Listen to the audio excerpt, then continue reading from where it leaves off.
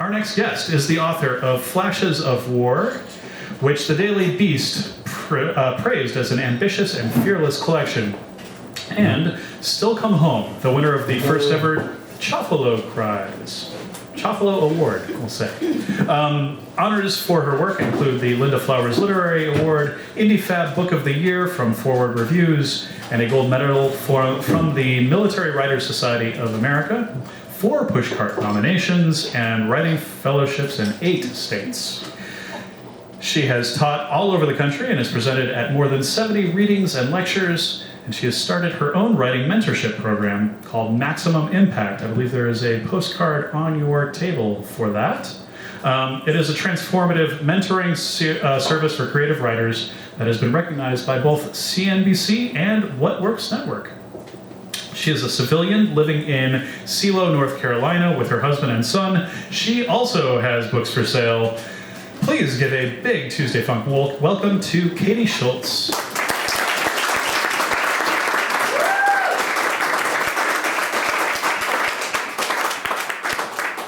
Thank you so much. Wherever these magical people come from that make literary community happen like this, and it's just amazing. You're so lucky to have this. I'm so grateful to be here. I'm in Chicago visiting for a couple book events, and I asked my publicist, what happens on Tuesday nights in Chicago for books? And it was like, what happens? This happens, obviously. So here I am, and thank you. I'm just going to read for maybe about 9 minutes. This might be a little low, unless you can hear me just fine. Can you hear me just fine like this? I can move it up a little bit. Yeah. We'll do both. You got the book there. All right. All right, so my first collection is largely flash pieces, so stories that are maybe 1 to 2 pages long. So I'll read 2 from here and then just a quick little section from the novel. We'll be on our way. This is called While the Rest of America's at the Mall. It's not quite sniper fire, but it isn't random either. The Hajis so much as hear me think, and they start gunning the water from their position on the bridge, bullets raining like a Carolina downpour. They can't see me in the dark, so I toss a balled-up t-shirt far as I can toward enemy fire to mess with their thinking. They aim right for it, the shirt lurching like a live wire while I dip underwater and start swimming the opposite direction. By the time I've crawled up the banks of the Darya Yukonar and radioed the airstrike on their exact location, the Hajis are still standing there, shooting that shirt all the way to the Indus River. Dark swimming is my gig this tour, Navy SEALs. You'd never believe me, but the underwater night goggles make this place look like the tropics. Bullets glitter through the water in slow-mo, little Hershey's kisses moving in silver arcs the way I remember Savannah tossing them to me on her 4th birthday. It's raining kisses, Daddy, she sang. She made up the tune, and it's almost a joke now trying to think of the last time I made up a song for no particular reason. Any second now, that bridge will sizzle, and Spaulding will crack some joke about the Konar looking more like Haji soup, and Lieutenant will pluck that damn tea tree toothpick out of his mouth and nod and say, "Good work, son." So corny it could be from the movies. And I wish this was all of us busting drug convoys 50 clicks north of Kabul while the rest of America's at the mall.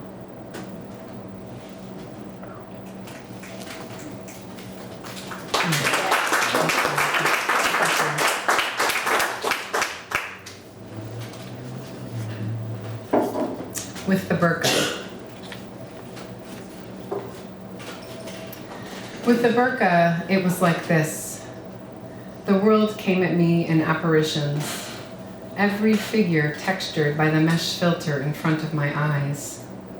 In a city with so much death, it was easy to believe half of the people I saw were ghosts. Women sat like forgotten boulders along the sidewalks in Kabul. We begged, we prayed.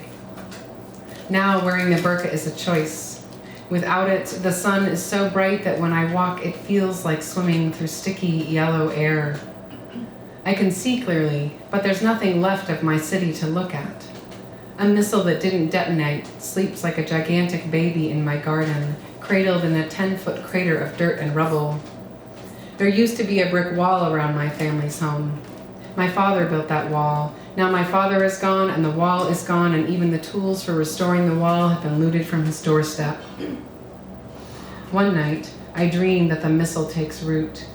The garden groans and stretches, growing rounds of ammunition and grenades. In the dream, the entire neighborhood comes to harvest from my weapons cache. I wander through the rows of weaponry, tugging bullets by their brass tips. They fall into my palms like succulent berries. The grenades are more difficult, but my touch is soft. I set them in my satchel like fresh eggs and carry them to the market where servicemen from the base are having a holiday. They come to my booth reluctantly at first, then hungrily when they realize the weapons have grown from the earth. Here's a bullet for the sergeant who pestered my children in the middle of the night, a handful for his team members, the way they looked at us like something to be pitied. And the grenades, those are for the pilot who dropped the missile on my house. Watch how trustingly he takes the satchel, hugging it like a new parent. When everything is sold, I leave the market and slowly walk home. I hear the pop and whir of bullets first, then the grenades explode. I don't have to turn around to see what disaster looks like. When I wake, the sun is a ball of flame arcing over my city. There's no escape from its heat.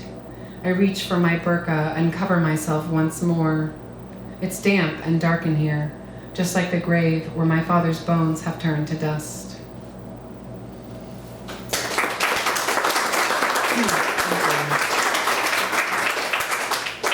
Here's where I need someone with like a makeout scene or a joke to come hop into a war story for me, please.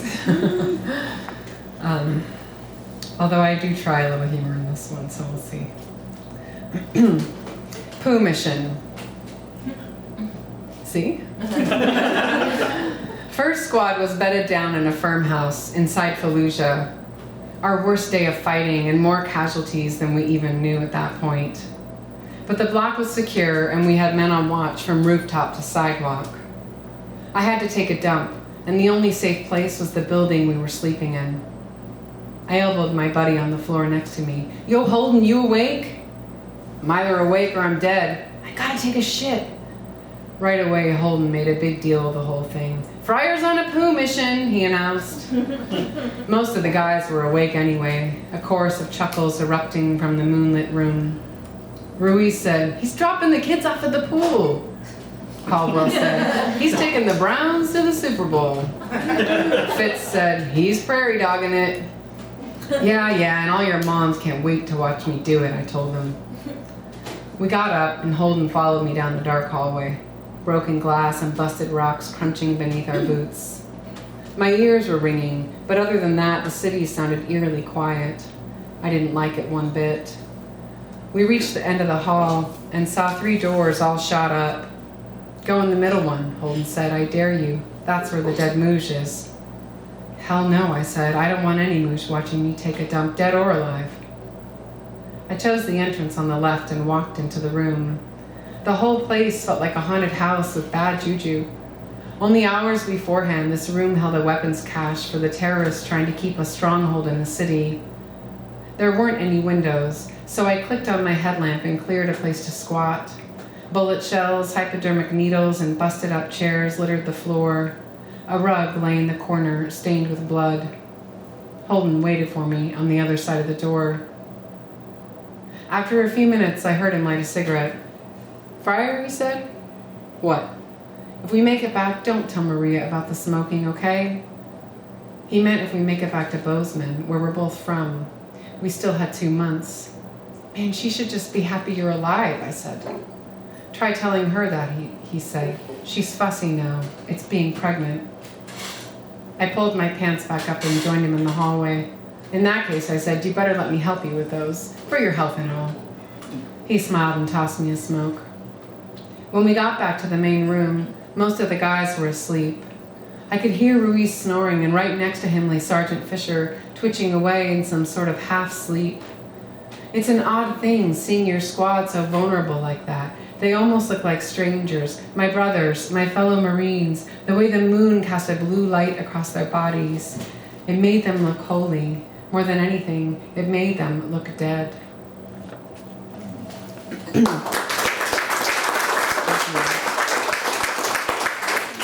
I read that piece last month in New York with a Marine. I'm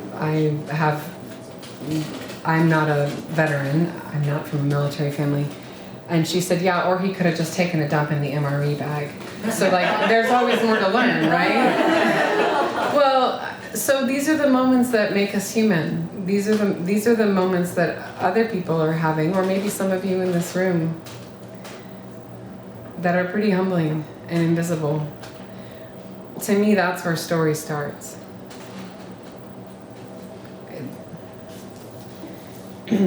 So there were 3 characters from Flashes of War that wouldn't leave me alone. And I could see in my mind's eye where their lives intersected for one particular moment, but I didn't know how they got there, and I didn't know what the result was of this moment of intersection. But I saw the image as clearly as though it was like a photo from my own family album. And so I spent the next 6 years trying to make that moment true and writing this novel. It follows the lives of 3 characters over the course of 3 days. And you know from very early on that they're going to meet. You just don't know how. I didn't know how either for a really long time. It was terrifying. So I'll just read one quick little scene. This happens to be from one of Nathan Miller's chapters. He is on his 4th tour. He was signed up to be in the National Guard and ended up going to Afghanistan 4 times, which has happened to many, many folks. I've written my page number down somewhere, pardon me. So all you really need to know, truly that's not on page 71, Katey. It's really not.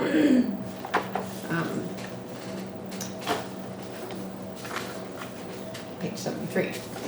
All you really need to know is that he's on a FOB, a forward operating base in Afghanistan.